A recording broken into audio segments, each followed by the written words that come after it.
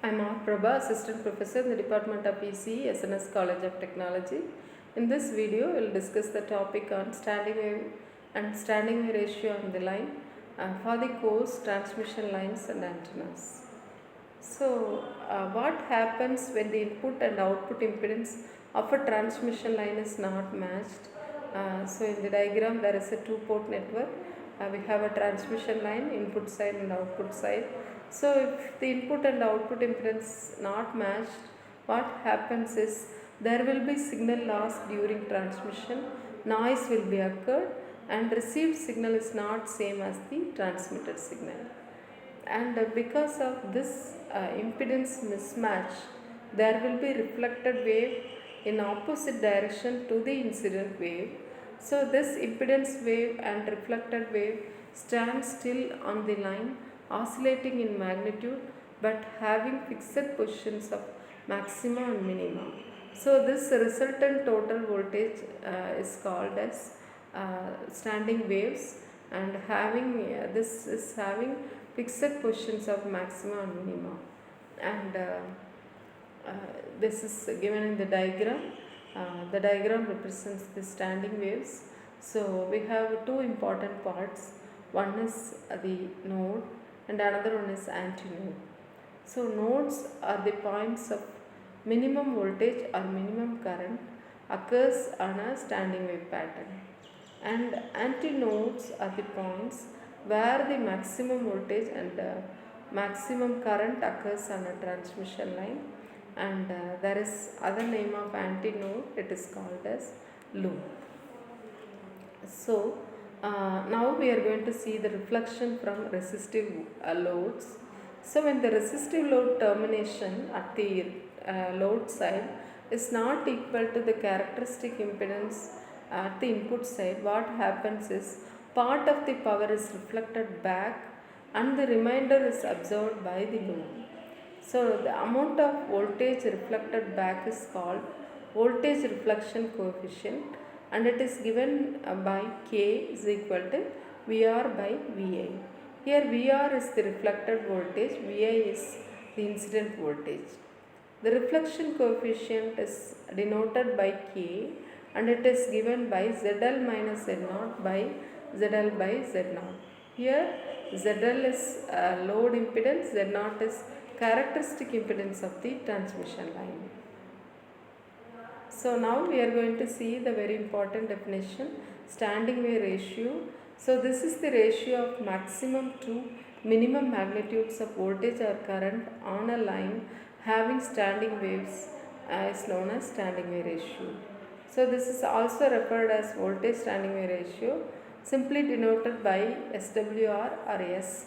It is Vmax to V minimum. In decibels, this voltage standing wave ratio is represented as SWR of dB is equal to 20 log of VSWR, and the maximum impedance of the line is given by Zmax equal to Vmax by I minimum, and the minimum impedance of the line is given by Z minimum is equal to V minimum by I max, or alternatively Z minimum is equal to Z0 by VSWR. So there is a relationship between VSWR and reflection coefficient, that is VSWR is equal to 1 plus modulus of K divided by 1 minus modulus of K. Here K is the reflection coefficient, and the K is represented in terms of VSWR as K is equal to VSWR minus 1 by VSWR plus 1. And an example problem, 50 ohm lossless transmission line is terminated in a load with impedance ZL equal to 50 minus J 50 ohms. The wavelength is 8 centimeter. So they asked to find the reflection coefficient at the load and the standing wave ratio on the line. So here 50 ohm represents the characteristic impedance of the transmission line. Load impedance is 50 minus J 50 ohms.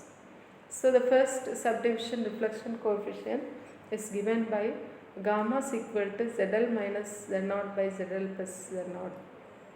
So 50 minus J 50 minus 50 by 50 minus 30 minus J 50 plus 50. So it is obtained as 0.57 magnitude value e power minus j 79.8. And the standing wave ratio formula 1 plus modulus of k by 1 minus modulus of k. So it is gamma, it is 1 plus 0.57, the magnitude of the reflection coefficient value, by 1 minus 0.57 it is 3.65.